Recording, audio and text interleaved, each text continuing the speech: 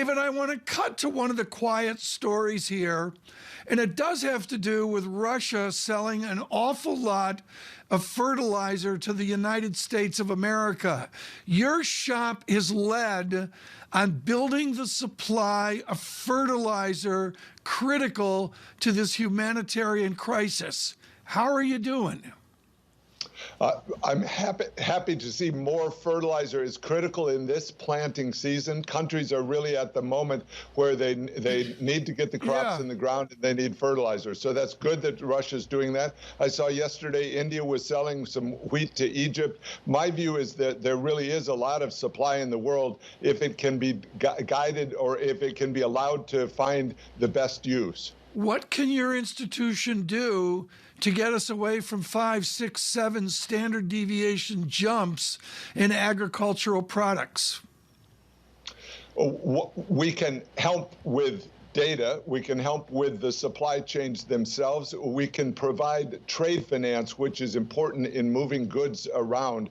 And we can also encourage countries to find new sources to realize that that they need to move quickly in order to increase supply. And importantly, Tom, we can encourage the advanced economies to do all they can to release excess stocks and to make more products. They have huge production capacity, and I think if they communicate that, that will help with the world pricing levels. David, time has become incredibly important when we're talking about issues of hunger, especially for places where the average is half of the income of every household goes to spending for food. Sri Lanka stopped paying debt payments as a result of their need to buy food and fuel. How much do you see this as becoming a routine issue with debt defaults at a time when Sri Lanka says the IMF aid is going to take 6 months, which is going to be tough for them?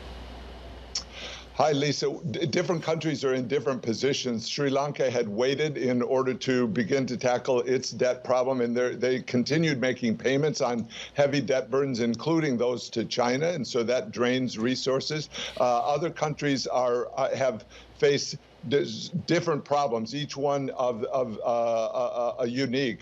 I was in Romania and Poland last week. They're facing the changes in the energy supplies within Europe. I'm sorry I missed Tom when he was in Washington, D.C. last week. But the point is that the world needs to have a resolution process for debt that's more robust than we have right now and starts earlier. At a meeting this morning, there was a call for China to convene a creditors committee for Zambia. I think that would be a very helpful step because Zambia stopped paying its creditors more than a year ago and still doesn't have a pathway to a debt resolution. I think the world needs to work hard to provide that path, and that would be a good step forward.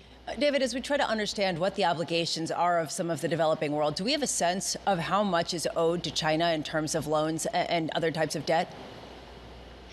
There's substantial data. It's not all transparent as far as what the amounts are. So the World Bank puts out numbers on that. You know, there's different ways to cut it, and so you have to be careful. The official debt, China is now some 65% of the total creditor amount owed to creditors of the official credits. That means government to government credits. So that's a right type of data.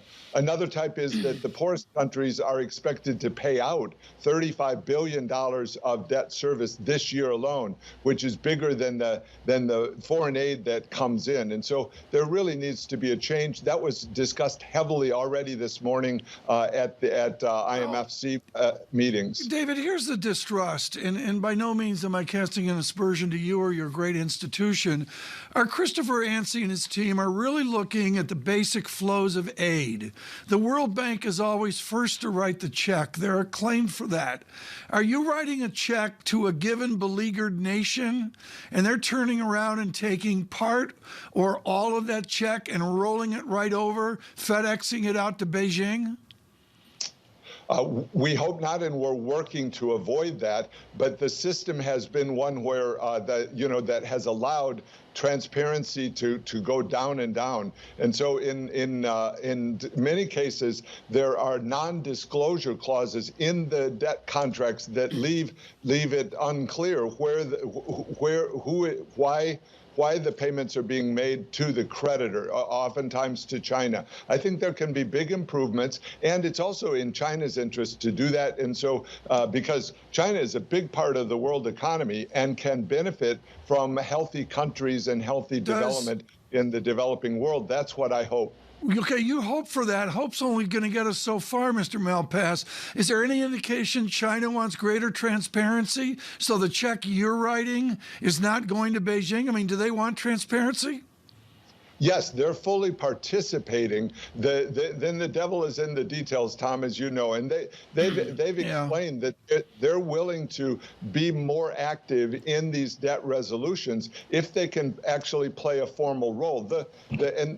People are discussing this concretely, that the world was set up under the old debt composition in which China wasn't a big player. Right. So China's not a member of the Paris Club. It's been the central institution to restructure debts. The G20 is trying to broaden that, and I think they're making some progress. Yeah.